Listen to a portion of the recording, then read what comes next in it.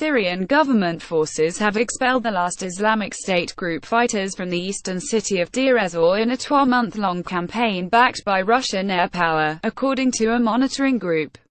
Syrian regime and allied fighters broke a 3-year ISIS siege of a regime enclave in the city in early September. There was no immediate confirmation from official sources.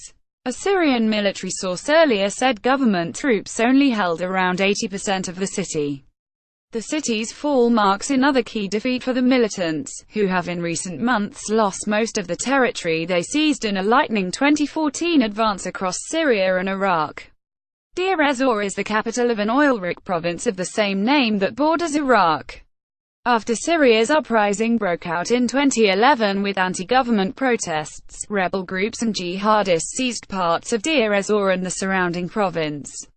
But in 2014, as ISIS rampaged across Syria and Iraq, it seized the territory held by rival jihadist and rebel forces in the province and closed in on Deir ez-zor. By January 2015, it had seized parts of the city and imposed a siege on government forces and civilians in the rest of it. Regime forces managed to cling on to their enclave despite regular attacks. Along with ally Russia, the regime has regularly carried out airstrikes on ISIS-held rural areas, but the militants were still able to seize more territory in January. Their advance split the government-held zones into a northern enclave and a southern area near the city's military airport. At one point, ISIS held around half of Deir ez-zor, including several central neighborhoods, according to the Britain-based Syrian Observatory for Human Rights. But the army and allied fighters broke the siege on the northern part of the city on 5 September, entering via the Brigade 137 base on its western edge. Estimates of the number of people living in the city vary, but many agree the population has shrunk dramatically from its pre-war figure of 300,000.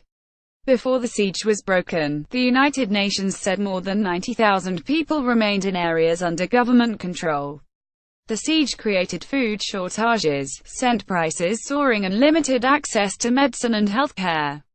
Syria's government brought in supplies via military aircraft, a process hampered by security concerns and damage to the airport by ISIS bombardment.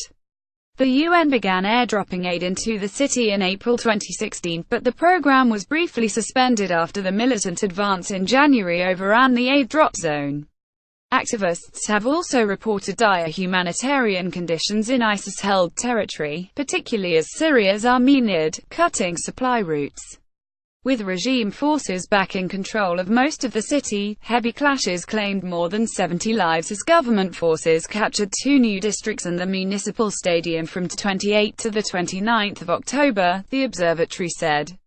The advance left ISIS encircled between the city and the Euphrates River, it added. The group has already been expelled from neighboring Raqqa province and is now confined to just a few pockets of territory in Deir ez-zor province. The province is rich with oil and gas fields that served as a key revenue for ISIS at the height of its power in 2014.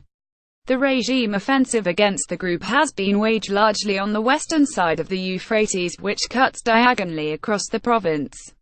The Syrian Democratic Forces, a Kurdish Arab alliance backed by a ez-zor coalition, is waging a second, separate offensive against the militants in the east of the province.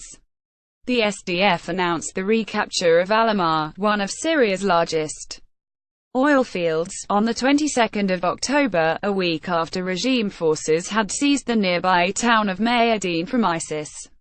On Thursday, the observatory said Syria's army and allied fighters had captured the last areas held by the militants, with Russian air support, after seizing 3 new neighborhoods.